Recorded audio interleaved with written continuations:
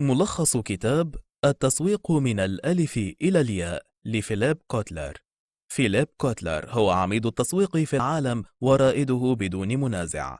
عمل لعقود طويلة في مجال التسويق لشركات كبيرة مثل IBM وجنرال إلكتريك وغيرها، وله كتب عديدة في مجال التسويق، من ضمنها هذا الكتاب، والذي وضع فيه كوتلر 80 مبدأ تسويقيا وجد من خبرته التسويقية أن على أي مدير أن يكون ملما بها.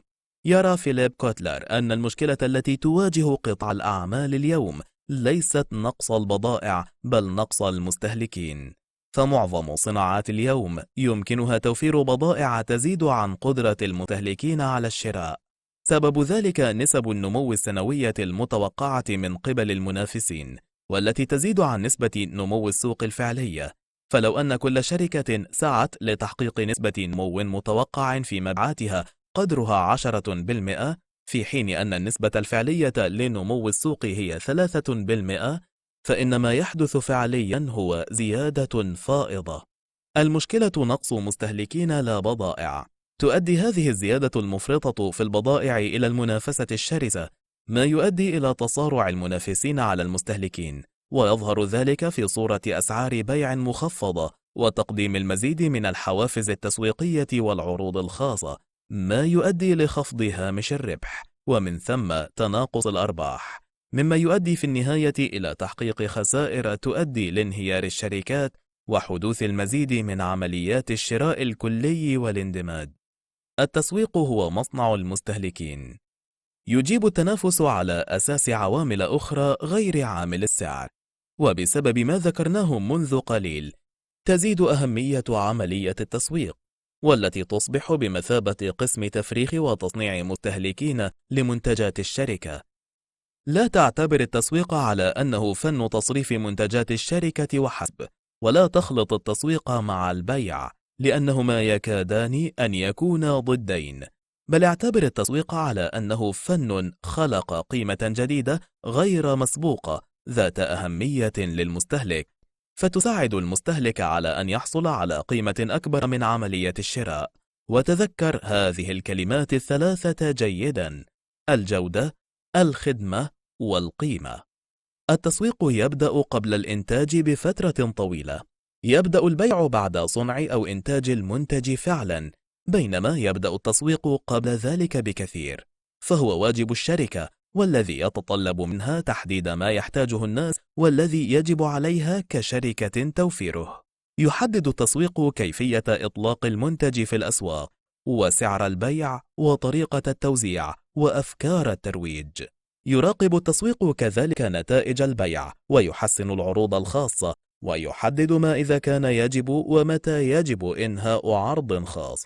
التسويق الصحيح يبدأ قبل التصنيع، ويستمر طويلا بعد وصول المنتج إلى الأسواق. غالبا كان المنتج يقول: هذا ما لدي من منتجات، هل تريد أن تشتري أيا منها؟ الآن يسأل المشتري: هذا ما أريده، هل يمكنك صنعه لي؟ وظيفة وهدف التسويق. وظيفة التسويق هي تحويل رغبات المستهلكين المتغيرة إلى فرص تحقق أرباحا، وأما الهدف فهو خلق حلول أفضل بكثير توفر على المشتري الحاجة إلى البحث، وتوفر وقته وجهده، وتقدم مستوى معيشة أفضل للمجتمع ككل. لا تنظر لممارسة التسويق على أنها التركيز للتخلص من سلعة اليوم مع خسارة فعلية لمستهلك متوقع كان يمكن أن يعود غدا. وظيفة مسؤول التسويق خلق علاقة طويلة المدى مع المستهلكين تحقق منفعة متبادلة لا تقتصر على عملية البيع وحسب. تخصيص إدارة مستقلة للتسويق له مزاياه وله عيوبه. أولها اعتقاد بقية إدارات الشركة أن قسم التسويق هو الوحيد المسؤول عن عملية التسويق. يعبر عن ذلك ديفيد باكارد، أحد مؤسسي شركة هيوليت باكارد شركة HP، الذي قال: إن التسويق من الأهمية بمكان، حتى إنه لا يمكن تركه في يد إدارة تسويق واحدة فقط.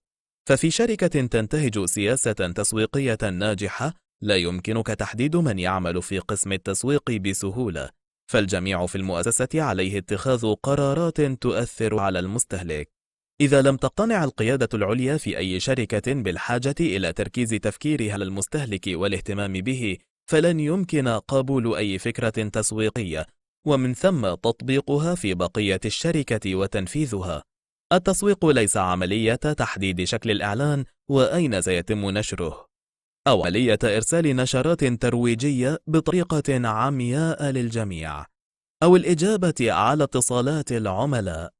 إن التسويق هو عملية تفكير منظم في ما الذي يمكن إنتاجه، وكيف تلفت نظر المستهلك إليه بسهولة ويسر، ثم كيف تجعل المستهلك في حاجة لشراء هذا المنتج لفترة طويلة.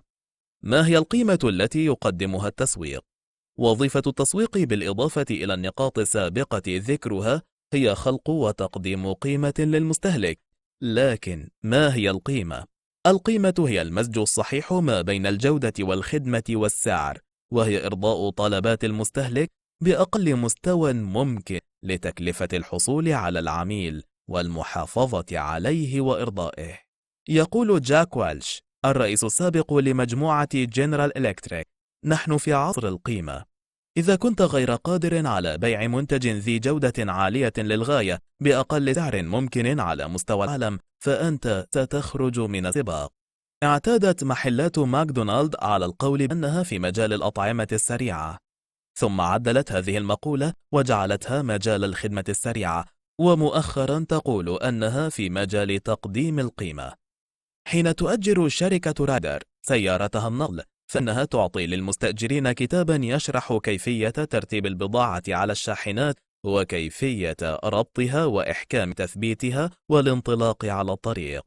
شركة نسلة تبيع أطعمة أطفال، وكذلك توفر خدمة عملاء هاتفية تعمل على مدار ساعة تجيب على أسئلة الآباء والأمهات بخصوص طعام الأطفال. يمكنك تعلم التسويق في يوم، لكنك ستحتاج عمرا بأكمله تفنيه عليه كي تتقن فن التسويق. فيليب كوتلر. العملاء، الزبائن، المستهلكون.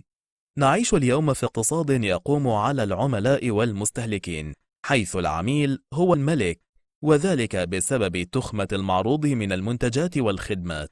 ولذا يجب على الشركات أن تغير فكرها من التركيز على صنع المنتج إلى التركيز على امتلاك العميل. يجب على جميع العاملين في أي شركة التركيز على العميل، وأن يقدموا خدمة إلى العميل. وإذا لم يفعلوا ذلك مباشرة وبشكل مباشر، فيجب عليهم وقتها أن يقدموا خدمة لمن يخدم العميل في الشركة.